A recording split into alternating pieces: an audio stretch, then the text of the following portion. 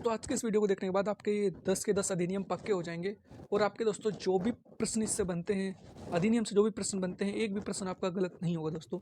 ये देख सकते हो, पहला घरेलू हिंसा से महिलाओं का संरक्षण अधिनियम 2005, कार्यस्थल पर महिलाओं के यौन उत्पीड़न अधिनियम 2013, दहेज प्रतिषेध अधिनियम 1961, राष्ट्रीय बाल अधिकार संरक्षण आयोग, लैंगिक अपराधों से बालकों का संरक्षण अधिनियम 2012, अनुसूचित जाति और अनुसूचित जनजाति अत्याचार निवारण अधिनियम 1989, पर्यावरण संरक्षण अधिनियम 1986, जल प्रदूषण निवारण एवं तथा नियंत्रण अधिनियम 1974, वन्य जीव संरक्षण अधिनियम 1972 और मानवाधिकार संरक्षण अधिनियम 1993।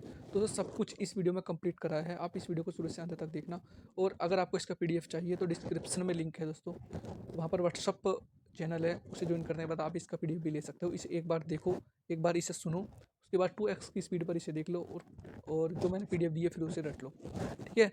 इसके अलावा आपको कुछ करने की ज़रूरत नहीं है, आपके ऑटोमेटिकली ही क्वेश्चन ठीक हो जाएंगे। तो दोस्तों बिना देरी करते शुरू करते हैं। दोस्तों ये देख सकते हो सभी प्रश्न प्रीवियस ईयर के हैं। आपको एक एक प्रश्न बहुत ध्यान से देखना है। सबसे पहला क्वेश्चन है दोस्तों, घरेलू हिंसा से महिलाओं का संरक्षण अधिनियम वर्ष में अधिनियमित किया गया था। दोस्तों किस वर्ष अधिनियमित किया गया था? ये दोस्तों 2005 में अधिनियमित किया गया था। वेरी वेरी इंपॉर्टेंट क्वेश्चन है। अब दोस्तों इसकी डिटेल्स देख लेते हैं, ये बहुत जरूरी है आपको जाननी। घरेलू हिंसा से महिलाओं का संरक्षण अधिनियम 2005 में अधिनियमित किया गया था। इस अधिनियम के द्वारा परिवार में महिलाओं के साथ शारीरिक, आर्थिक, मानसिक दुर्व्यवहार व यौनिक हिंसा को घरेलू हिंसा की परिधि में लाया गया तथा इसके संरक्षण हेतु अनेक प्रावधान किए गए। इस अधिनियम पर राष्ट्रपति की स्वीकृति 13 सितंबर 2005 को प्राप्त हुई। ये देख सकते हो दोस्तों। इस प्रकार घरेलू हिंसा से महिलाओं का संरक्षण अधिनियम 2005 13 सितंबर 2005 को अधिनियमित हुआ तथा 17 अक्टूबर 2006 से दोस्तों ये लागू हो गया। ये डेट आपको याद रखनी है, कब लागू हुआ था, कब अधिनियमित किया गया था।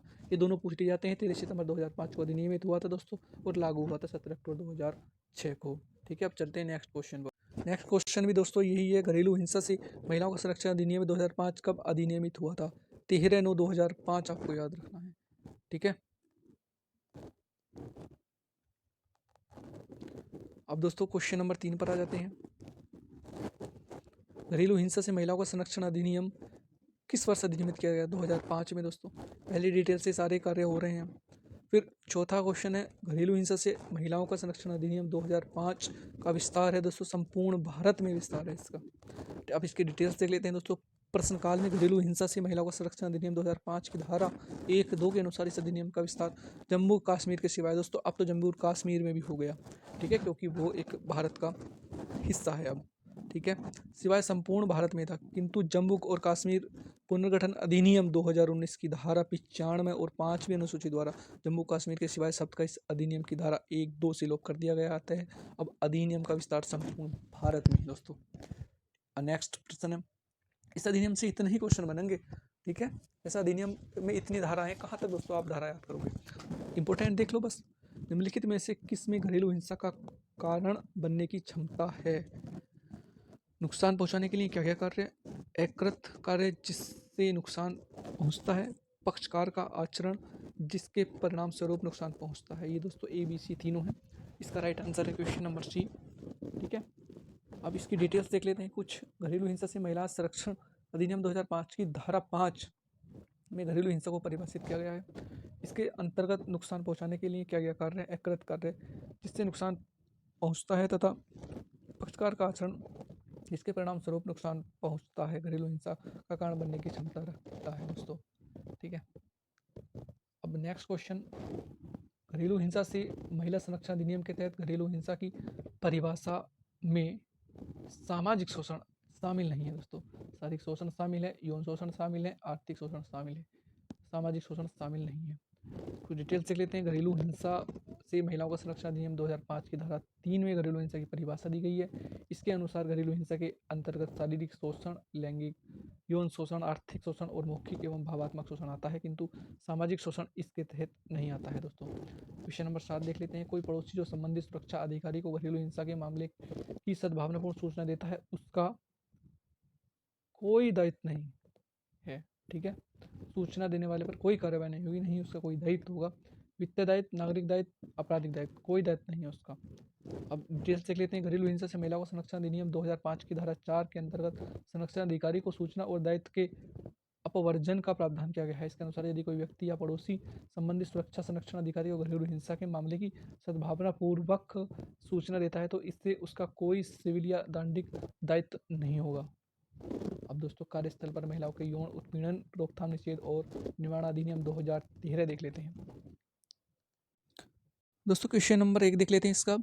कार्यस्थल पर महिलाओं के यौन उत्पीड़न रोकथाम निषेध और निवारण अधिनियम का वर्ष कौन सा है? दोस्तों 2013 वर्ष है। इसकी कुछ डिटेल्स देख लेते हैं। अब देख सकते हो कार्यस्थल पर महिलाओं के यौन उत्पीड़न रोकथाम निषेध और निवारण अधिनियम को 22 अप्रैल 2013 को अधिनियमित किया गया था। इसका विस्तार संपूर्ण भारतवर्ष तक है तथा इसका प्रवर्तन 9 दिसंबर 2013 को हुआ था। क्वेश्चन नंबर 2 कार्यस्थल पर यौन उत्पीड़न रोकथाम निषेध और निवारण अधिनियम 2013 पर लागू होता है। इसका दोस्तों राइट आंसर है सी, संगठित और असंगठित क्षेत्र दोनों पर ही लागू होता है। दोस्तों ये क्वेश्चन प्रैक्टिस क्लास है और इसमें सारी थ्योरी भी दी गई है, पर अगर आपको स्पेसिफिक क्लास चाहिए थ्योरी की, उसकी भी डिस्क्रिप्शन में लिंक दे दूंगा, उसकी भी संपूर्ण क्लास आपको मिल जाएगी। ठीक है, तो पहले ये देख लो, एक दिमाग में आपके छप जाएगा क्या क्या पूछा जाता है, किस तरीके से पूछा जाता है, ये देख सकते हो आप। और इससे ज़्यादा आपको पढ़ने की ज़रूरत नहीं है, इतने सारे अधिनियम, इतनी सारी धाराएं कहाँ से याद करोगे। कार्यस्थल पर यौन उत्पीड़न रोकथाम निषेध और निवारण अधिनियम 2013 संगठित और असंगठित दोनों क्षेत्र पर लागू होता है दोस्तों। अब क्वेश्चन नंबर 3 कार्यस्थल पर यौन उत्पीड़न रोकथाम निषेध और निवारण अधिनियम में दोस्तों सार्वजनिक या निजी नियोक्ता द्वारा 10 या उससे अधिक कर्मचारियों को नियुक्त करने वाले संगठन के प्रत्येक कार्यालय या शाखा में आंतरिक शिकायत समिति ICC स्थापना करने की आवश्यकता है। दोस्तों ये देख सकते हो, सार्वजनिक या निजी कोई संस्थान है, उसमें 10+ अगर लोग कार्य कर रहे हैं या कर्मचारी कार्य कर रहे हैं, नियुक्ति पे हैं, तो उनके कार्यालय में दोस्तों आंतरिक शिकायत समिति स्थापित होनी जरूरी है। अब इसकी कुछ डिटेल्स देख लेते हैं दोस्तों। महिलाओं का कार्यस्थल पर यौन लैंगिक उत्पीड़न निवारण प्रतिषेध और रोकथाम अधिनियम 2013 सार्वजनिक या निजी नियोक्ता द्वारा 10 या उससे अधिक कर्मचारियों को नियुक्त करने वाले संगठन के प्रत्येक कार्यालय या शाखा में आंतरिक शिकायत समिति स्थापित करने की आवश्यकता है। क्वेश्चन नंबर 4 पर आ देते हैं दोस्तों। निम्नलिखित में से महिलाओं की सुरक्षा या कल्याण से संबंधित कौन सा अधिनियम पिछले 2 वर्षों में पारित किया गया? दोस्तों UPSI 2014 का मुख्य परीक्षा खाता आयोग। इसका राइट आंसर दोस्तों 2013 में लागू हुआ था कार्यस्थल पर महिलाओं का लैंगिक उत्पीड़न निवारण प्रतिषेध एवं प्रतितोष अधिनियम 2013। दोस्तों आपने अगर प्रश्न भी देख लिए तो भी आपको इतनी थोड़ी पढ़ने की जरूरत नहीं है, ऐसे ही आपको प्रश्नों के थ्रू ही याद हो जाएगा। अब इसमें कुछ डिटेल्स देख लेते हैं। 2-3 बार आप डिटेल्स देखोगे तो कहाँ से आपके क्वेश्चन आपसे नहीं बचेगा बिल्कुल भी। इसे तो जीवन में नहीं भूलोगे आप। महिलाओं की सुरक्षा या कल्याण से संबंधित कार्यस्थल पर महिलाओं का लैंगिक उत्पीड़न निवारण प्रतिषेध एवं प्रतितोष विधेयक 2012 को लोकसभा द्वारा 3 सितंबर 2012 को तथा राज्यसभा द्वारा 26 फरवरी 2013। ये आपसे नहीं पूछना है दोस्तों, बस पूछेगा कि आपसे 2013 में लागू हुआ था बस। अब कब राज्यसभा में हुआ, कब लोकसभा में हुआ, कब राष्ट्रपति को मंजूरी मिली, ये नहीं पूछेगा, तो बहुत डीप की बात होगी, तो लेटेस्ट ही पूछता है बस। अब क्वेश्चन नंबर 5 कार्यस्थल पर यौन उत्पीड़न की शिकायत दर्ज करने हेतु कामकाजी महिलाओं के लिए वह कौन सी ऑनलाइन शिकायत प्रबंध प्रणाली है जो नवंबर 2017 से में मेनका गांधी द्वारा शुरू की गई थी? दोस्तों एक CBOX होता है, एक ऑनलाइन प्रणाली है CBOX, इसके थ्रू महिलाएं अपनी शिकायत दर्ज कर सकते हैं यौन उत्पीड़न की कार्यस्थल पर।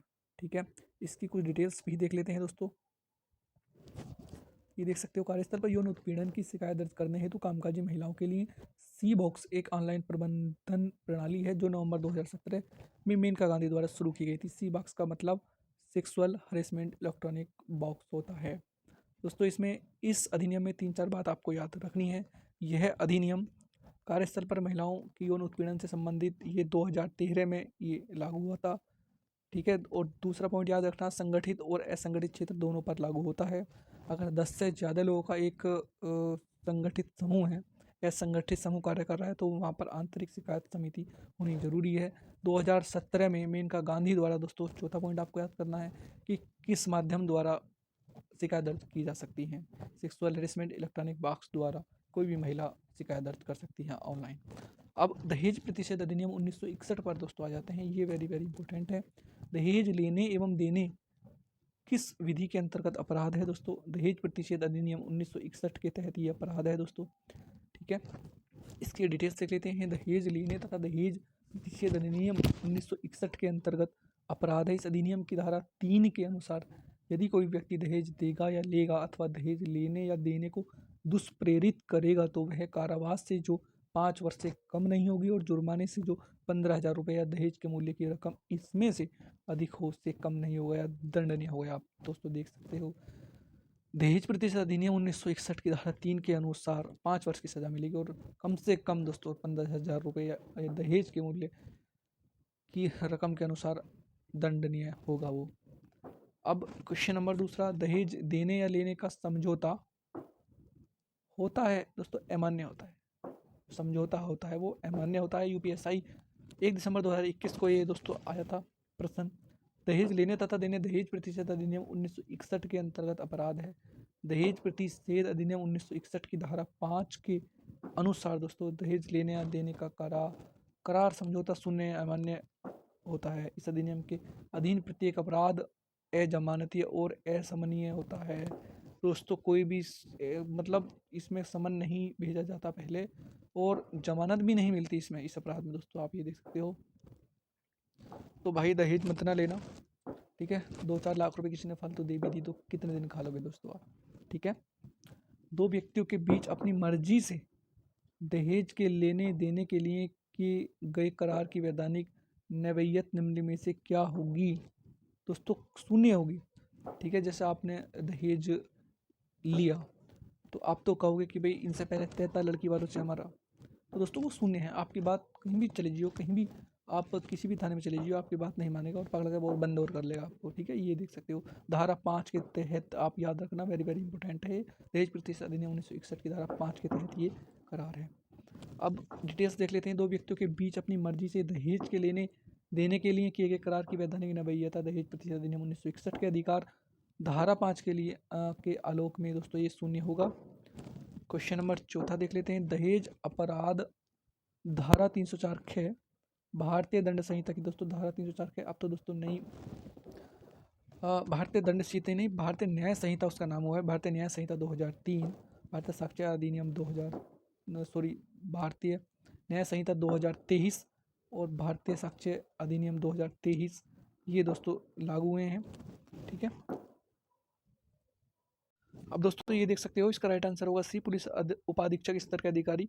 दहेज अपराध 304 ख भारतीय दंड संहिता की विवेचना पुलिस उपाधीक्षक स्तर के अधिकारी द्वारा की जाएगी, मतलब डीएसपी द्वारा की जाएगी दोस्तों। 5वां, दहेज अपराध धारा 304 बी भारतीय दंड विधान की विवेचना किसके द्वारा की जाती है? राइट आंसर पुलिस उपाधीक्षक स्तर के अधिकारी द्वारा की जाती है दोस्तों। इसके कुछ विविध प्रश्न हम देख लेते हैं। स्त्री अशिष्ट रूपक प्रतिषेध अधिनियम 1986 के अनुसार निम्नलिखित में से कौन सा कथन सही है? ये दोस्तों दोनों कथन सही है, आप ये पढ़ सकते हो।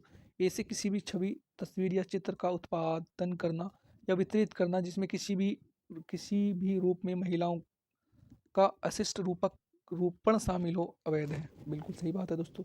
आप कोई भी चित्र, अश्लील चित्र वायरल नहीं कर सकते, ना ही उसका उत्पादन कर सकते हैं जिससे दूसरे की आबरू को ठेस पहुँचे। उपयुक्त किसी भी ऐसी छवि, फोटो आदि का उत्पादन या वितरण गैर कानूनी नहीं है यदि उसका प्रकाशन विज्ञान, साहित्य, कला या शिक्षा के हित में है या उसका प्रयोग प्रामाणिक रूप से धार्मिक उद्देश्यों के लिए किया गया है। दोस्तों ये देख सकते हो, ये भी सही है, ठीक है। उस फोटो का जो उद्देश्य है उत्पादन के या वितरण के या किसी साहित्य, कला, शिक्षा के अनुसार किसी उद्देश्य के लिए किया जा रहा है तो वो अपराध की दृष्टि में नहीं आता। वो इसकी डिटेल्स देख लेते हैं। स्त्री अशिष्ट रूपक प्रतिषेध अधिनियम 1986, वैसे दोस्तों पूछा नहीं जाता, फिर भी देख लो आप एक बार कि धारा 4 के अनुसार कोई व्यक्ति कोई ऐसी पुस्तक, पुस्तिका, कागज पत्र, स्लाइड, फिल्म, लेख, रेख, चित्र आदि का जिसमें किसी रूप में स्त्रियों का अशिष्ट रूपक अंतर्विष्ट उत्पादन, विक्रय या परिचालक नहीं करेगा और न ही कराएगा। अतः ऐसे किसी भी छवि, तस्वीर या चित्र का उत्पादन करना या वितरण करना जिसमें महिलाओं का किसी भी रूप में अशिष्ट रूपक शामिल है अवैध है दोस्तों। किंतु ऐसी किसी पुस्तक, पुस्तिका, कागज पत्र, स्लाइड, फिल्म, लेख, रेखा चित्र आदि का प्रकाशन यदि विज्ञान, साहित्य, कला, शिक्षा हित में किया जाए तो धार्मिक प्रयोजन के उपयोग में लाई जाती है तो उसका उत्पादन, वितरण या प्रचालन गैर कानूनी नहीं होगा। पी, क्यू दोनों कथन दोस्तों इसके सही हैं। नेक्स्ट चलते हैं दोस्तों। प्रसव पूर्व निदान तकनीकी विनियमन और दुरुपयोग की रोकथाम अधिनियम 1994 का दोस्तों अर्थ क्या है? कन्या भ्रूण हत्या पर रोक है दोस्तों। इसका राइट आंसर कन्या भ्रूण हत्या पर रोक है। अधिनियम 1994 में आया था ये।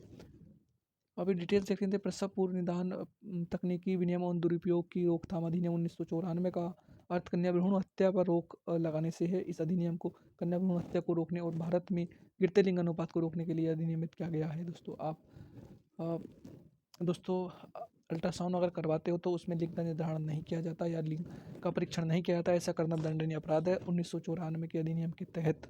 ठीक है। पूर्व गर्भाधान और प्रसव पूर्व नैदानिक तकनीकी लिंग चयन निषेध अधिनियम 1994 को कन्या भ्रूण हत्या के अपराध से निपटाने के लिए अधिनियमित किया गया था दोस्तों। अब ये देख सकते हो क्वेश्चन नंबर 9, मातृत्व लाभ अधिनियम 1961 के तहत ऐसी महिलाओं जो 3 महीने से कम उम्र के बच्चों को कानूनी रूप से गोद लेती हैं, वह बच्चे को उसे सौंपे जाने की तारीख से 12 सप्ताह की अवधि के लिए मातृत्व लाभ की हकदार होंगी दोस्तों। नेक्स्ट, मातृत्व लाभ अधिनियम 1961 के अंतर्गत वर्ष 2016 में किए गए संशोधन के अनुसार एक महिला जो 3 महीने से कम उम्र के बच्चे को कानूनी रूप से गोद लेती है तो वह बच्चे को उसे सौंपे जाने की तारीख से 12 सप्ताह की अवधि के लिए मातृत्व लाभ की हकदार होगी। ठीक है। अब नेक्स्ट है दोस्तों, महिलाओं और लड़कियों के लिए अनैतिक तस्करी का दमन अधिनियम सीटा वर्ष में अधिनियमित किया गया था। 1956 में अधिनियमित किया गया था। महिलाओं और लड़कियों के लिए अनैतिक तस्करी का दमन अधिनियम 1956 में अधिनियमित किया गया था, जिसे अनैतिक व्यापार निवारण अधिनियम 1956 कहा जाता है। इसका विस्तार संपूर्ण भारतवर्ष में है दोस्तों। अब नेक्स्ट आ गया दोस्तों बच्चों से संबंधित विधिक प्रावधान। राष्ट्रीय बाल अधिकार संरक्षण आयोग दोस्तों, संयुक्त राष्ट्र महासभा ने बाल अधिकारों की घोषणा को वर्ष 1959 में अपनाया था। ठीक है। अब इसकी कुछ दोस्तों डिटेल्स देख लेते हैं। संयुक्त राष्ट्र महासभा ने बाल अधिकारों की घोषणा को 20 नवंबर 1959 को अपनाया था तथा बच्चों के अधिकारों की घोषणा में 10 सिद्धांत दिए गए थे। प्रतिवर्ष संयुक्त राष्ट्र द्वारा 20 नवंबर को अंतर्राष्ट्रीय बाल अधिकार दिवस तथा सार्वभौमिक बाल दिवस के रूप में मनाया जाता है। ज्ञातव्य है कि वर्ष 1989 में संयुक्त राष्ट्र ने बाल अधिकार पर हुए सम्मेलन में सुझाव को अपनाया तथा 20 नवंबर 1989 को इसे बाल अधिकार की घोषणा को हस्ताक्षर के लिए खोला, जो 2 सितंबर 1990 को लागू हुआ। वर्तमान में 196 देश इसके पक्षधर हैं। नेक्स्ट चलते हैं क्वेश्चन नंबर 2 पर। संयुक्त राष्ट्र महासभा ने बाल अधिकार पर घोषणा को अपनाया था दोस्तों 20 नवंबर 1959 को अपनाया गया था। डिटेल्स देख लेते हैं। 20 नवंबर 1959 को संयुक्त राष्ट्र महासभा के 78 सदस्य राष्ट्रों द्वारा संकल्प 1386 में बाल अधिकारों की घोषणा को सर्वसम्मति से दोस्तों अपनाया गया था। अब क्वेश्चन नंबर 3 देख लेते हैं। राष्ट्रीय बाल अधिकार संरक्षण आयोग किस वर्ष स्थापित किया गया था? ये 2007 में स्थापित किया गया था। राष्ट्रीय बाल संरक्षण आयोग की स्थापना 2007 में बाल अधिकार संरक्षण आयोग अधिनियम 2005 के तहत की गई थी दोस्तों। इसका मुख्यालय नई दिल्ली में अवस्थित है। वर्तमान में प्रियंक कानून को इसके अध्यक्ष हैं तथा प्रथम अध्यक्ष शांता सिंह। प्रथम अध्यक्ष याद कर लेना है, लेटेस्ट वाले आपको देख लेने हैं। ठीक है। ये 2021 में आया था यूपीएससी में। अब दोस्तों, भारत में बाल अधिकारों का संरक्षण, उन्नयन और हिफाजत करने के लिए वर्ष 2007 में एक वैधानिक निकाय के रूप में किसकी स्थापना की गई थी? इसका दोस्तों राइट आंसर है सी, राष्ट्रीय बाल अधिकार संरक्षण आयोग की स्थापना की गई थी। इसकी डिटेल्स देख लेते हैं। बाल अधिकार संरक्षण हेतु राष्ट्रीय बाल अधिकार संरक्षण आयोग एक वैधानिक निकाय है दोस्तों। इसका गठन बाल अधिकारों के संरक्षण हेतु बाल अधिकार संरक्षण अधिनियम 2005 के अधीन मार्च 2007 में किया गया था। यह आयोग देश में बाल अधिकारों का संरक्षण, संवर्धन और परिरक्षण करता है।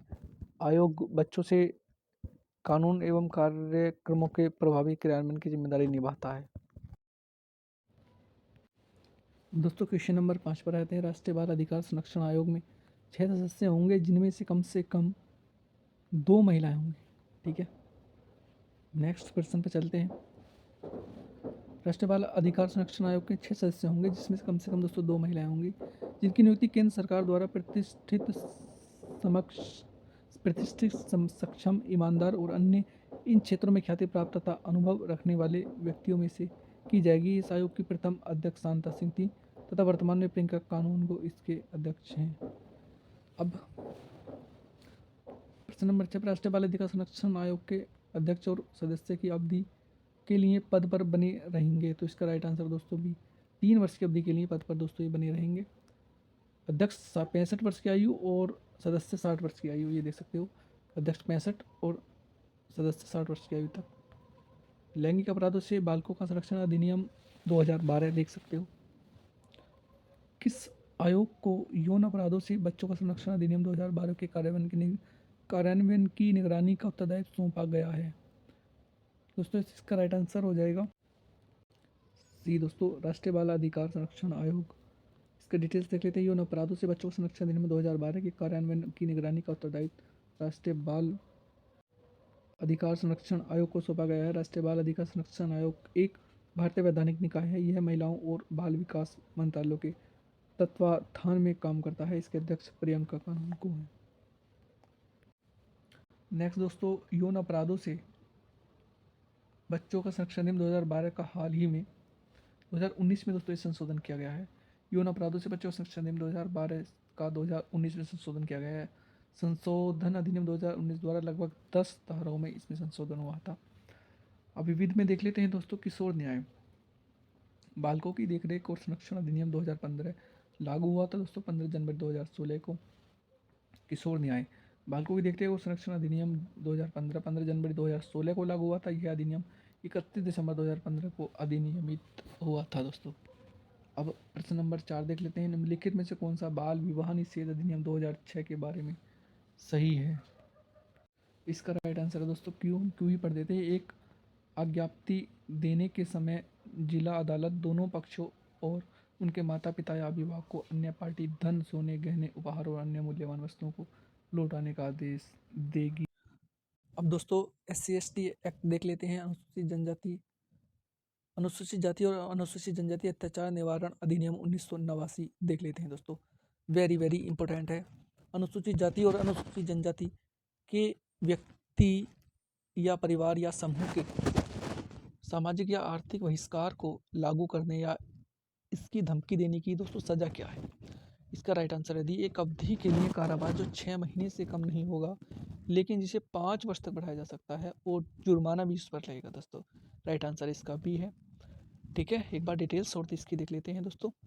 अनुसूचित जाति और अनुसूचित जनजाति अत्याचार निवारण अधिनियम 1989 की धारा 3 के अनुसार अनुसूचित जाति और अनुसूचित जनजाति के किसी व्यक्ति या परिवार या समूह के सामाजिक या आर्थिक बहिष्कार को लागू करने या इसकी धमकी देने की सजा को एक अवधि के लिए कारावास जो 6 महीने से कम नहीं होगा, लेकिन जिसे 5 वर्ष तक बढ़ाया जा सकता है और जिसमें जुर्माना भी शामिल होगा दोस्तों। अब नेक्स्ट देख लेते हैं। अनुसूचित जाति और अनुसूचित जनजाति के किसी सदस्य को सार्वजनिक रूप से किसी स्थान पर नीचा दिखाने के इरादे से जानबूझकर अपमानित करने, डराने, धमकाने की सजा दोस्तों क्या है? इसका राइट आंसर है दोस्तों ए देख सकते हो। एक अवधि के लिए कारावास जो 6 महीने से कम नहीं होगा, लेकिन इसे 5 वर्ष तक बढ़ाया जा सकेगा, प्लस दोस्तों जुर्माना भी इस पर लगेगा। ठीक है, ये तो हमने पहले ही आप बता दिया था, देख लिया था। डिटेल्स इसकी देखने की ज़रूरत नहीं है। प्रश्न नंबर 3 पर आ जाते हैं। यदि कोई लोक सेवक अनुसूचित जाति अनुसूचित जनजाति के व्यक्तियों की प्रथम सूचना रिपोर्ट FIR दर्ज करने में विफल रहता है तो ऐसे लोक सेवक को एक अवधि तक का कारावास हो सकता है जो 1 वर्ष तक बढ़ सकता है। ये देख सकते हो। FIR अगर अधिकारी ने FIR भी नहीं लिखी तो उसे भी 1 वर्ष का कारावास हो जाएगा और 1 वर्ष तक उसका बढ़ाया जा सकता है। ये देख सकते हो। डिटेल्स भी पढ़ सकते हो। धारा 4 के अनुसार है अनुसूचित जाति अनुसूचित जनजाति अत्याचार निवारण अधिनियम 1989 की धारा 4 के अनुसार यदि कोई भी लोक सेवक जो अनुसूचित जाति या अनुसूचित जनजाति का सदस्य नहीं है और यदि वह लोक सेवक अनुसूचित जाति या अनुसूचित जनजाति के व्यक्तियों की प्रथम सूचना रिपोर्ट विफल रहता है तो 6 माह, कम से कम 6 माह तथा अधिक से अधिक 1 वर्ष तक का कारावास दोस्तों उस लोक सेवक को भी हो सकता है। देख सकते हो, अगर इसका दुरुपयोग नहीं हो तो। यदि एक लोक सेवक अनुसूचित जाति अनुसूचित जनजाति से संबंधित अपने कर्तव्य की उपेक्षा करता है तो उसे अनुसूचित जाति और अनुसूचित जनजाति अत्याचार निवारण अधिनियम की धारा 4 के तहत अधिकतम कितनी अवधि के लिए दंडित किया जा सकता है? तो दोस्तों इसका राइट आंसर है, अभी हमने वही देखा था, 12 महीने, कम से कम 6 और ज़्यादा से 12 महीने। नेक्स्ट है दोस्तों, अनुसूचित जाति और अनुसूचित जनजाति अत्याचार निवारण अधिनियम 1989 में उल्लिखित अपेक्षित कर्तव्यों की जानबूझकर उपेक्षा करने पर निम्नलिखित में से कौन से दंड का भागी होगा? कोई भी लोक सेवक जो अनुसूचित जाति जनजाति का सदस्य नहीं है। ठीक है,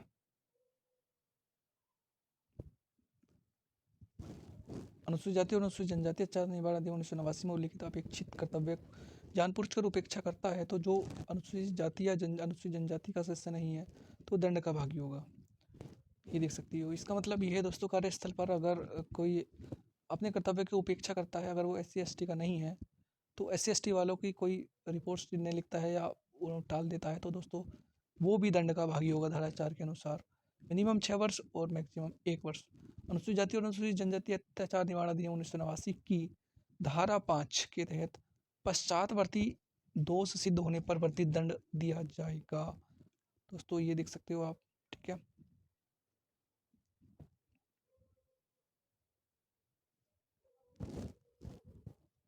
दोस्तों इसकी डिटेल्स देख लेते हैं। अनुसूचित जाति अनुसूचित जनजाति अत्याचार निवारण अधिनियम 1989 की धारा 5, ये देख सकते हैं दोस्तों, धारा 5 के अंतर्गत पश्चातवर्ती दोष सिद्ध के लिए वर्धित दंड का प्रावधान किया गया है। इसके अनुसार कोई व्यक्ति जो इस अधिनियम के अधीन किसी अपराध के पहले ही दोष सिद्ध हो चुका है, दूसरे अपराध या उसके पश्चातवर्ती किसी अपराध के लिए दोष सिद्ध किया जाता है तो वह ऐसे कारावास है जिसकी अवधि 1 वर्ष से कम नहीं होगी, किंतु जो उस अपराध के लिए उपबंधित दंड तय हो सकेगा, दंडनीय होगा। दोस्तों अब नेक्स्ट देख सकते हो, अनुसूचित जाति अनुसूचित जनजाति और अन्य पिछड़ा वर्ग के लिए अधीनस्थ न्यायालयों में पदों को आरक्षित करने के लिए कानून बनाने की राज्य विधायिका के अधिकार को बिहार राज्य बनाम बाल मुकुंद साहा को उच्चतम न्यायालय द्वारा माना गया था।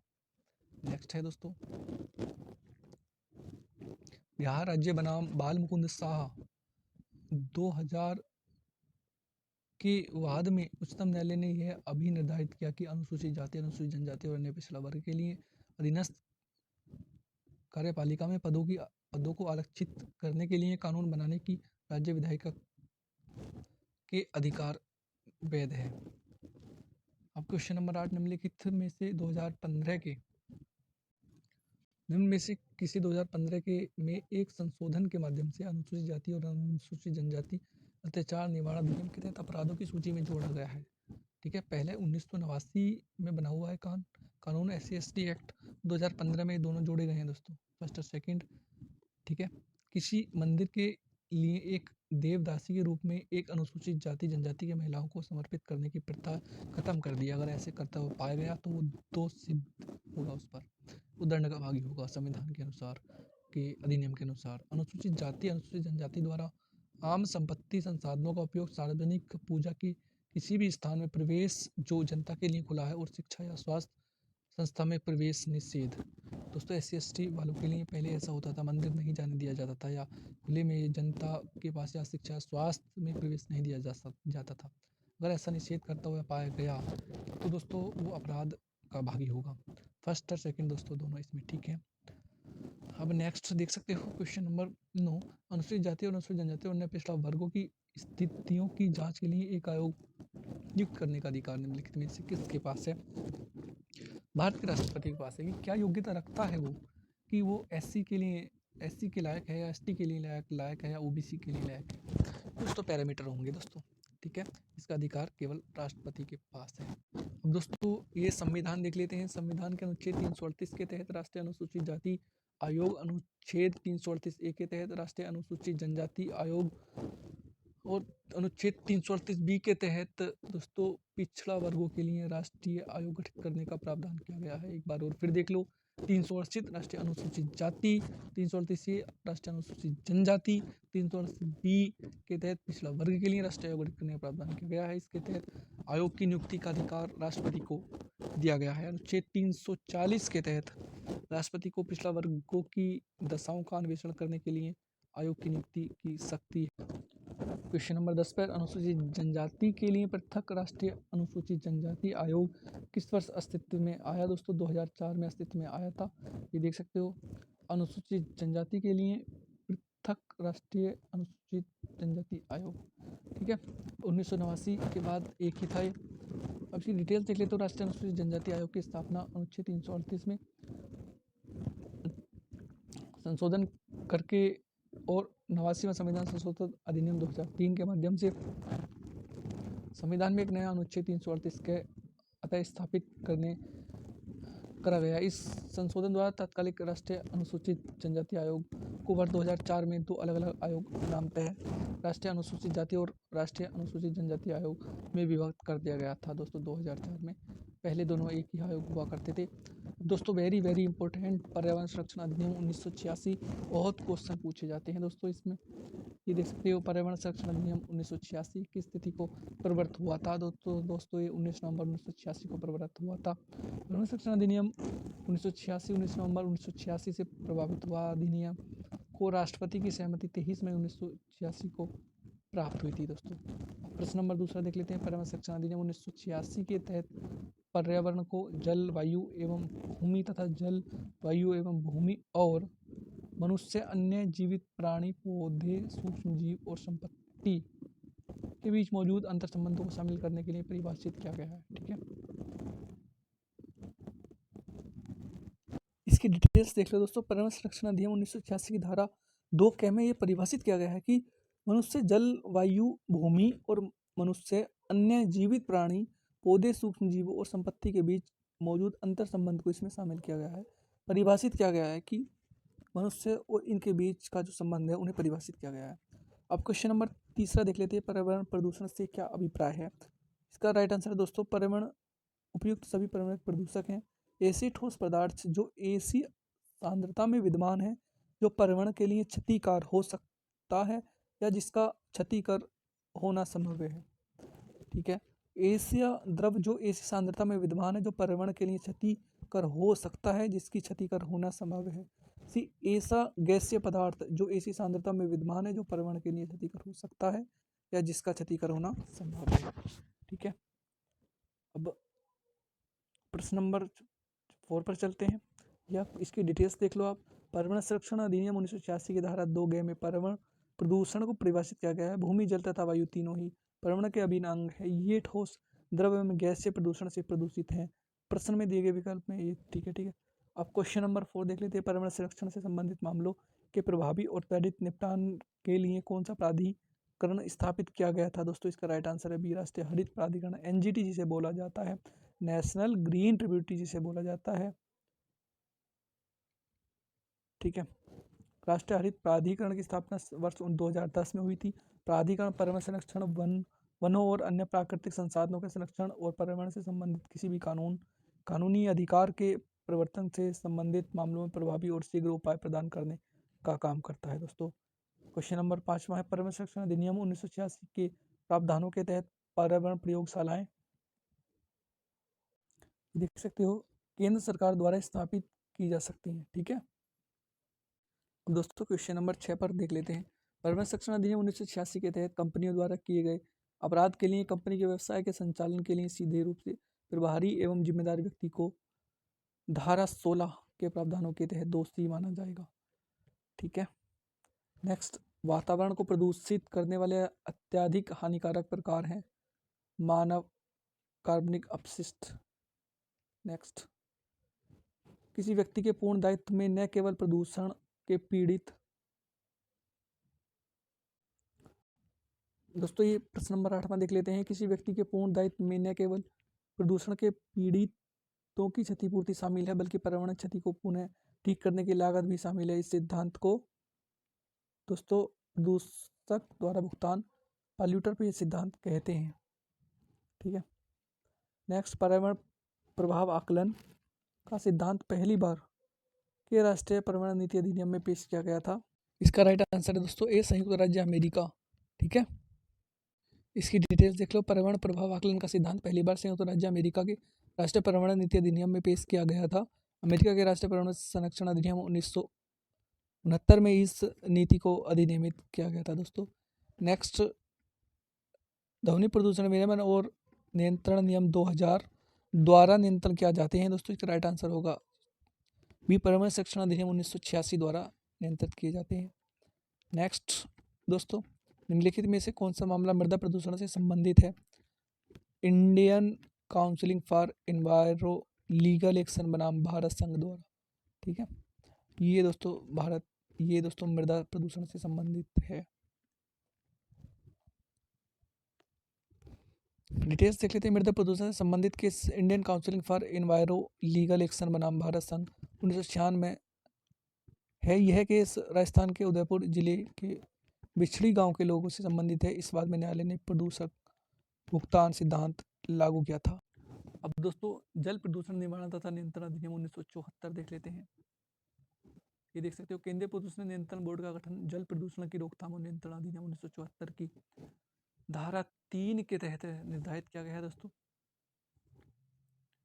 जल प्रदूषण की रोकथाम और नियंत्रण अधिनियम 1974 की धारा 3 के अंतर्गत केंद्रीय प्रदूषण नियंत्रण बोर्ड का गठन किया गया है। राज्य प्रदूषण बोर्ड का गठन धारा 4 के अंतर्गत किया गया है। दोस्तों नेक्स्ट प्रश्न है, राज्य प्रदूषण नियंत्रण बोर्ड का गठन जल प्रदूषण की रोकथाम नियंत्रण अधिनियम 1974 की धारा 4 के तहत हुआ है। ठीक है। नेक्स्ट है, संयुक्त प्रदूषण नियंत्रण बोर्ड का गठन जल प्रदूषण की रोकथाम नियंत्रण अधिनियम 1974 की धारा 13 के तहत निर्धारित किया गया। दोस्तों ये देख सकते हो गठन, इसका बोर्ड का गठन। ठीक है। अब नेक्स्ट दोस्तों, केंद्रीय प्रदूषण नियंत्रण बोर्ड के कार्यों को जल प्रदूषण निवारण और नियंत्रण अधिनियम 1974 की धारा 16 के तहत निर्धारित किया गया। दोस्तों एक बार धारा 16 भी हम पढ़ देते हैं। संयुक्त प्रदूषण नियंत्रण बोर्ड का गठन जल प्रदूषण की रोकथाम और नियंत्रण अधिनियम 1974 की धारा 13 के तहत निर्धारित किया गया है। दोस्तों धारा 14 में संयुक्त बोर्डों की संरचना के बारे में, धारा 16 में केंद्रीय प्रदूषण नियंत्रण बोर्ड का कृत्य एवं धारा 17 में राज्य प्रदूषण नियंत्रण बोर्ड के कृत्यों के बारे में बताया गया है। क्वेश्चन नंबर 4, केंद्रीय प्रदूषण नियंत्रण बोर्ड की तो अभी बता ही दिया था, धारा 16। 5वां, राष्ट्रीय प्रदूषण नियंत्रण बोर्ड के कार्य को जल प्रदूषण की रोकथाम नियंत्रण अधिनियम 1974 की धारा 217 के तहत निर्धारित किया जाता है। नेक्स्ट देख लेते हैं दोस्तों, राष्ट्रीय प्रदूषण नियंत्रण बोर्ड को जल प्रदूषण नियंत्रण अधिनियम 1974 की धारा 20 के तहत कार्य करने हेतु सूचना प्राप्त करने की शक्ति प्रदान की गई है। ठीक है। अब वन्य जीव संरक्षण अधिनियम 1972 देख लेते हैं दोस्तों। भारत का वन्य जीव संरक्षण अधिनियम जंगली जानवरों, पक्षियों और पौधों के लिए सुरक्षा प्रदान करता है। इसकी डिटेल देख सकते हो। सरकार द्वारा वन्य जीव संरक्षण अधिनियम 1972 को देश के वन्य जीवों को सुरक्षा प्रदान करने व अवैध शिकार, तस्करा और अवैध व्यापार को नियंत्रण करने के उद्देश्य से लागू किया गया था। जनवरी 2003 में अधिनियम में संशोधित किया गया और अधिनियम के तहत अपराधों के लिए सजा और जुर्माना अधिक कठोर बना दिया गया था। क्वेश्चन नंबर 2, वन्य जीव संरक्षण अधिनियम की धारा 2 के तहत बंदी पशु का अर्थ अनुसूचित में निर्दिष्ट कोई भी पशु जो पकड़ा गया है। अनुसूची 1, 2, 3 एवं 4। डिटेल्स देख सकते हो दोस्तों। वन्य जीव संरक्षण अधिनियम 1972 की धारा 2, 5 के अनुसार बंदी प्राणी पशु से अनुसूची 1, 2, 3 और 4 में विनिर्दिष्ट ऐसे कोई भी प्राणी या विपरीत है जो पकड़ा गया है या बंदी हालत में रखा गया है या बंदी हालत में प्रजनित हुआ है। इस प्रश्न के तीनों कथन सही हैं। नेक्स्ट,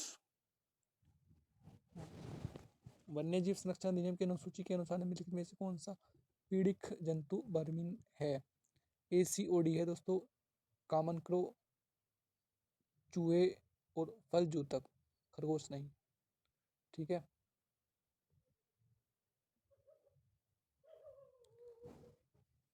डिटेल्स देख सकते हो। वन्य जीव संरक्षण अधिनियम 1972 की अनुसूचित 5 में ऐसे जीव शामिल हैं जिन्हें पीड़क जंतु माना जाता है। ये बीमारी फैलाते हैं और पौधों तथा भोजन को नष्ट करते हैं।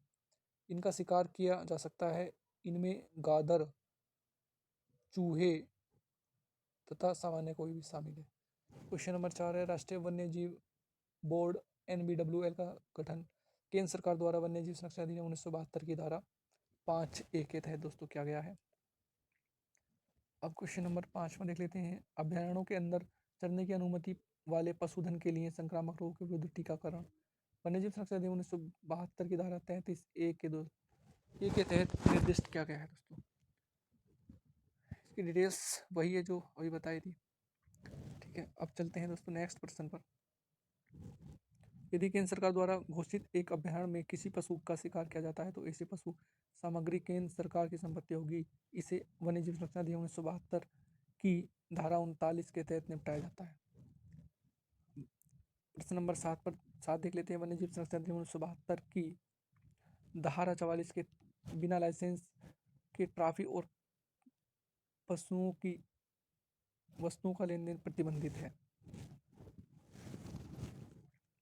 ठीक है दोस्तों, अब 8वां वन्य जीव संरक्षण अधिनियम 1972 की धारा 65 के तहत कौन सा प्रावधान है?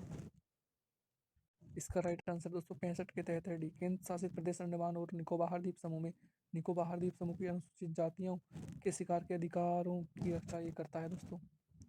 वन्य जीव संरक्षण अधिनियम 1972 की धारा 65 के तहत केंद्र शासित प्रदेश अंडमान और निकोबार द्वीप समूह में निकोबार द्वीप समूह के अनुसूचित जनजातियों के शिकार के अधिकारों की रक्षा करता है दोस्तों।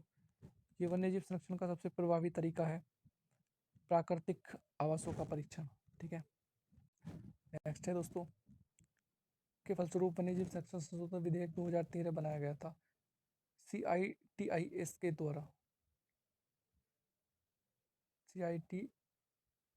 द्वारा बनाया गया था 2013 में। CITES के फलस्वरूप वन्यजीव संरक्षण संशोधन विधेयक 2013 बनाया गया। इस विधेयक में वन्य जीवों की विभिन्न प्रजातियों के संरक्षण, उनके आवास स्थलों के प्रबंधन और वन्य जीवों के अंगों के व्यापार के नियमन और नियंत्रण के लिए कानून ढांचे का प्रावधान है। CITES लुप्तप्राय पौधों और जानवरों की रक्षा के लिए एक बहुपक्षीय संधि है। इसे 1 जुलाई 1975 से ये लागू हुई। नेक्स्ट दोस्तों 11 प्रश्न देख लेते हैं। वन्य जीव संरक्षण अधिनियम 1972 के तहत राष्ट्रीय वन्य जीव बोर्ड के अध्यक्ष कौन होंगे दोस्तों? भारत के प्रधानमंत्री होंगे। ठीक है, अब मानव संरक्षण डिटेल्स देख लो एक बार। वन्य जीव संरक्षण अधिनियम 1972 की धारा 5 के तहत राष्ट्रीय वन्य जीव बोर्ड के अध्यक्ष प्रधानमंत्री होंगे, जबकि उपाध्यक्ष वन और वन्य जीव का भारत सरकार मंत्री होता है। मानवाधिकार संरक्षण अधिनियम 1993 दोस्तों वेरी वेरी इंपॉर्टेंट है दोस्तों, very very important, fully important भी कह सकते हैं। आपको एक एक प्रश्न देखना है इसका। राष्ट्रीय मानवाधिकार आयोग की स्थापना किस वर्ष की गई थी? 1993 में की गई थी। इसकी डिटेल्स देख लेते हैं दोस्तों एक बार। भारत में राष्ट्रीय मानवाधिकार आयोग की स्थापना 12 अक्टूबर 1993 को मानव अधिकार संरक्षण अधिनियम 1993 के तहत की गई थी। मानव अधिकार संरक्षण अधिनियम 1993 में पारित किया गया था। राष्ट्रीय मानवाधिकार आयोग एक स्वतंत्र वैधानिक निकाय है दोस्तों, ये वैधानिक निकाय है। ठीक है, राष्ट्रीय मानवाधिकार आयोग की स्थापना किस वर्ष हुई थी? 1993 में हुई थी। नेक्स्ट देख लेते हैं दोस्तों, मानव अधिकार संरक्षण अधिनियम 1993। भारत में मानव अधिकार संरक्षण अधिनियम को 8 जनवरी 1994 को अधिनियमित किया गया था और इसे 28 सितंबर 2093 को लागू माना जाता है। ठीक है, डिटेल्स देख लेते हैं। भारत में मानव अधिकार संरक्षण अधिनियम 8 जनवरी 1994 को अधिनियमित किया गया था और इसे 28 सितंबर 1993 को लागू माना जाता है। दाता कि अधिनियम बहुत लक्षी पूर्व प्रभावी प्रभाव है, अर्थात अधिनियमित होने के पूर्व की तिथि से लागू किया गया है। नेक्स्ट, मानवाधिकारों का संरक्षण अधिनियम की धारा 2 के अनुसार मानवाधिकार से संबंधित अधिकार हैं। राइट आंसर है वो चारों हैं दोस्तों। जीवन का अधिकार भी है, समानता का अधिकार, स्वतंत्रता का, व्यक्ति की गरिमा का अधिकार, सारे अधिकार हैं इसमें। क्वेश्चन नंबर 6 पे चलते हैं। मानव अधिकारों को मानवाधिकार संरक्षण अधिनियम 1993 की धारा 2D के तहत दोस्तों परिभाषित किया गया है इसमें। ठीक है, अब दोस्तों नेक्स्ट देख लेते हैं। राष्ट्रीय मानवाधिकार आयोग का अध्यक्ष दोस्तों कौन होता है? उच्चतम न्यायालय का पूर्व मुख्य न्यायाधीश राष्ट्रीय मानवाधिकार आयोग का अध्यक्ष होता है दोस्तों। अब ये डिटेल्स देख लेते हो। राष्ट्रीय मानवाधिकार आयोग का अध्यक्ष उच्चतम न्यायालय का पूर्व मुख्य न्यायाधीश या कोई अन्य सेवानिवृत्त न्यायाधीश होता है। वर्तमान में उच्चतम न्यायालय के पूर्व न्यायाधीश न्यायमूर्ति अरुण कुमार मिश्रा इस आयोग के अध्यक्ष मानवाधिकार आयोग की स्थापना इसकी 12 अक्टूबर 1993 राष्ट्रीय मानवाधिकार आयोग का अध्यक्ष दोस्तों सर्वोच्च न्यायालय के सेवानिवृत्त मुख्य न्यायाधीश या सर्वोच्च न्यायालय के सेवानिवृत्त न्यायाधीश। ठीक है, क्वेश्चन नंबर 9 देख लेते हैं। किस वर्ष मानवाधिकार संरक्षण अधिनियम के तहत राष्ट्रीय मानवाधिकार आयोग का गठन किया गया था? 1993 में काफ़ी बार पूछा गया है दोस्तों। नेक्स्ट है, राष्ट्रीय मानवाधिकार आयोग किस प्रकार की शिकायत पर विचार नहीं करता है? इसका राइट आंसर दोस्तों सी, ए और बी और सी। छोटी, स्पष्ट और नाम रहित शिकायतों पर ये एक्शन नहीं लेता। अभी दोस्तों डिटेल्स देख सकते हो। राष्ट्रीय मानवाधिकार आयोग प्रक्रिया विनियम 1994 की धारा 8 के तहत परिवाद को निस्तारित करने की प्रक्रिया का प्रावधान किया गया है। इसके अनुसार आयोग सामान्यतः निम्नलिखित प्रकृति के शिकायतों पर विचार नहीं करता है दोस्तों। ऐसी घटना जो परिवाद शिकायत के 1 वर्ष पूर्व घटित हो, ऐसी मामले जो न्यायालय में विचाराधीन हो, ऐसे मामले जो संगठित, स्पष्ट या नाम रहित या अच्छा नामी हो, जो तुच्छ छोटी प्रकृति का हो, जो आयोग के परिक्षेत्र से बाहर हो दोस्तों। ठीक है, नेक्स्ट है, राष्ट्रीय मानवाधिकार आयोग उन घटनाओं के संबंध में शिकायत पर ध्यान नहीं देगा जो शिकायत दर्ज करने से 1 वर्ष की अवधि से पहले हुई थी। ठीक है, मतलब 1 वर्ष पहले की आप शिकायत दर्ज कर रहे हो तो वो नहीं सुने गए। जिस तिथि को मानवाधिकारों का कथित उल्लंघन किया गया हो उसके 1 वर्ष की समाप्ति के बाद राष्ट्रीय मानवाधिकार आयोग ऐसे किसी मामले की जांच नहीं करेगा। नेक्स्ट है दोस्तों राष्ट्रीय मानवाधिकार आयोग की को उस स्थिति से कि इसका राइट आंसर डी वही प्रश्न है जो ऊपर वाला था। ठीक है, अब इसका नेक्स्ट देख लेते हैं दोस्तों। राष्ट्रीय मानवाधिकार आयोग मानवाधिकार संरक्षण अधिनियम 1993 के तहत स्थापित एक ये दोस्तों संवैधानिक निकाय है दोस्तों ये। ठीक है, डिटेल्स देख लो राष्ट्रीय मानवाधिकार इसकी डिटेल्स देख लो दोस्तों। राष्ट्रीय मानवाधिकार आयोग अधिनियम 1993 की धारा 3(5) के अनुसार राष्ट्रीय मानवाधिकार आयोग का मुख्यालय दिल्ली में है होगा और केंद्र सरकार की अनुमति से आयोग भारत में अन्य स्थानों पर कार्यालय स्थापित कर सकेगा दोस्तों। अब 16वां है राष्ट्रीय मानवाधिकार आयोग के प्रथम अध्यक्ष कौन थे? इसका राइट आंसर है दोस्तों न्यायमूर्ति रंगनाथ मिश्र थे। नेक्स्ट क्वेश्चन है राष्ट्रीय मानवाधिकार आयोग के अध्यक्ष और सदस्यों की नियुक्ति कौन करता है? भारत के राष्ट्रपति करते हैं दोस्तों और प्रधानमंत्री की सलाह पर। ठीक है, आप ये भी पढ़ सकते हो राष्ट्रीय मानवाधिकार आयोग के अध्यक्ष एवं सदस्यों की नियुक्ति प्रधानमंत्री की अध्यक्षता वाली समिति, जिसमें लोकसभा का स्पीकर, गृह मंत्रालय, भारत सरकार, मंत्री, लोक एवं राज्यसभा में भी विपक्ष के नेता तथा राज्यसभा के उपसभापति सदस्य के रूप में शामिल होते हैं की सिफारिश राष्ट्रपति द्वारा की जाती है। इसका गठन अक्टूबर 1993 में किया गया था। एक संवैधानोत्तर विधिक संस्था है। नेक्स्ट है दोस्तों मानवाधिकार संरक्षण अधिनियम 1993 के तहत उसके अध्यक्ष सदस्यों की नियुक्ति कौन करता है? राष्ट्रपति करता है दोस्तों। मानवाधिकार संरक्षण अधिनियम 1993 के तहत उसके अध्यक्ष उनकी नियुक्ति कौन करता है? राष्ट्रपति करता है। सेम क्वेश्चन है। राष्ट्रीय मानवाधिकार आयोग के अध्यक्ष या किसी भी अन्य सदस्य को हटाने की शक्ति निम्नलिखित में से किसके पास होती है? राष्ट्रपति के पास होती है दोस्तों। नेक्स्ट है दोस्तों राष्ट्रीय मानवाधिकार आयोग के सदस्य की सेवानिवृत्ति की आयु 70 वर्ष होती है। वेरी वेरी इंपॉर्टेंट दोस्तों, राष्ट्रीय मानवाधिकार आयोग के सदस्य की सेवानिवृत्ति की आयु 70 वर्ष होती है।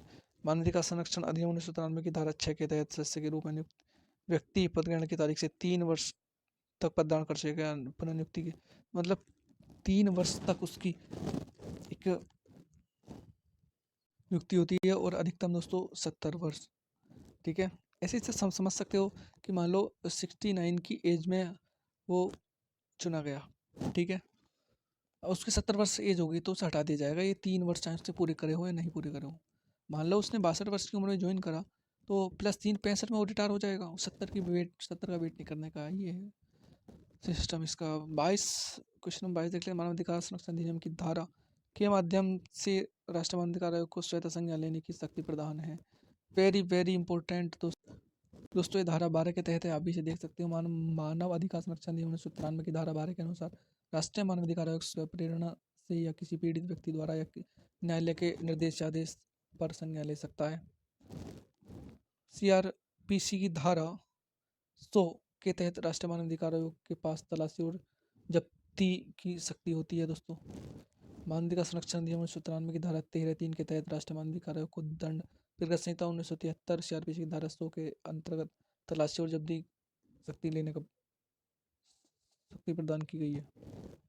नेक्स्ट है दोस्तों राष्ट्रीय मानवाधिकार आयोग द्वारा किसी भी रूप में प्राप्त सभी शिकायतें प्राप्त करने की तिथि से 1 सप्ताह, ये देख सकते हो, 1 सप्ताह के भीतर पंजीकृत की जाएगी और उन्हें एक संख्या निर्दिष्ट की जाएगी तथा विचारार्थ के लिए रखा जाएगा। ठीक है, नेक्स्ट दोस्तों राज्य मानवाधिकार आयोग के कितने सदस्य हो सकते हैं? अध्यक्ष को छोड़कर 2 सदस्य हो सकते हैं दोस्तों। अध्यक्ष को छोड़कर राज्य मानवाधिकार आयोग का अध्यक्ष होना चाहिए दोस्तों उच्चतम न्यायालय का सेवानिवृत्त मुख्य न्यायाधीश या उच्च न्यायालय का सेवानिवृत्त फर्स्ट। इसका राइट आंसर दोस्तों भी दिया है, उच्च न्यायालय का सेवानिवृत्त मुख्य न्यायाधीश या न्यायाधीश। आप एक बार इसकी डिटेल्स भी देख सकते हो। राज्य मानवाधिकार आयोग के अध्यक्ष उच्च न्यायालय का सेवानिवृत्त मुख्य न्यायाधीश या न्यायाधीश। राज्य मानवाधिकार आयोग मानवाधिकार संरक्षण अधिनियम 1993 के अंतर्गत एक स्वशासी उच्चाधिकारी प्राप्त मानवाधिकारों की निगरानी की संस्था है। 27 मान्य निम्नलिखित में से किसे राज्य मानवाधिकार आयोग के अध्यक्ष या किसी अन्य सदस्य को हटाने का अधिकार प्राप्त है? दोस्तों भारत के राष्ट्रपति को, ये हमने पहले ही बताया था आपको। 28 में राज्य मानवाधिकार आयोग के अध्यक्ष और सदस्यों की नियुक्ति कौन करता है? भारत के राष्ट्रपति करता है। क्या राज्य मानवाधिकार आयोग है, राष्ट्रीय नहीं। अध्यक्ष और सदस्यों की नियुक्ति कौन करता है? ये राज्यपाल करते हैं। ठीक है, राज्य में राज्यपाल और केंद्र में दोस्तों राष्ट्रपति, आप याद रख सकते हो। 29वां राज्य मानवाधिकार आयोग राज्य सरकार राज्य विधानमंडल को एक वार्षिक प्रतिवेदन प्रस्तुत करेगा और वह इसे राज्य विधानमंडल को अग्रेसित करेंगे। ठीक है, राज्य मानवाधिकार आयोग राज्य सरकार को एक वार्षिक प्रतिवेदन प्रस्तुत करेगा और वह इसे राज्य विधानमंडल को अग्रसित करेंगे। ये देख सकते हो दोस्तों आप। चलिए पहले राज्य सरकार, फिर उसके बाद राज्य विधानमंडल को अग्रसित करेंगे। ठीक है, डिटेल्स देख लो दोस्तों। मानवाधिकार संरक्षण अधिनियम 1993 की धारा 28 के तहत दोस्तों राज्य मानवाधिकार आयोग द्वारा वार्षिक रिपोर्ट पेश किए जाने का प्रावधान किया गया है। इसके अनुसार राज्य मानवाधिकार आयोग राज्य सरकार को एक वार्षिक प्रतिवेदन प्रस्तुत करता है एवं वह इसे राज्य विधानमंडल को अग्रेसित करता है। दोस्तों मानवाधिकार न्यायालय का गठन मानवाधिकार संरक्षण अधिनियम 1993 की धारा 30 के तहत किया गया है। दोस्तों गठन देख सकते हो, डिटेल्स भी पढ़ सकते हो, बस लास्ट ही चल रहा है। तो मानवाधिकार संरक्षण अधिनियम 1993 की धारा 30 के तहत मानवाधिकार न्यायालय के गठन का प्रावधान किया गया है। इसके अनुसार राज्य सरकार उच्च न्यायालय के मुख्य न्यायमूर्ति की सहमति से अधिसूचना द्वारा प्रत्येक जिले में किसी सेशन न्यायालय, सत्र न्यायालय को मानवाधिकार न्यायालय के रूप में विनिर्देश करेगा। मानवाधिकारों के उल्लंघन से संबंधित मामलों के त्वरित विचारण हेतु इस न्यायालय का गठन किया गया है। दोस्तों नेक्स्ट ये देख सकते हो, मानवाधिकार न्यायालय मानवाधिकार संरक्षण अधिनियम की धारा 30 में उल्लिखित है। दोस्तों ठीक है, और मानवाधिकार संरक्षण अधिनियम 1993 के तहत निम्नलिखित में से किस न्यायालय को मानवाधिकार न्यायालय के रूप में कार्य करने के लिए नामित किया जाता है? तो सत्र न्यायालय। नेक्स्ट मानवाधिकार संरक्षण अधिनियम की धारा 37, ये देख सकते धारा 37 के तहत विशेष जांच एजेंसी के गठन का प्रावधान है। संयुक्त राष्ट्र महासभा द्वारा मानवाधिकारों की सार्वभौमिक घोषणा 10 दिसंबर 1948 को की गई संयुक्त राष्ट्र के बारे में बात चल रही है। दोस्तों मैंने 10 के 10 टॉपिक आपको क्वेश्चन वाइज करा दी हैं, उनकी डिटेल्स भी आपको बता दी हैं।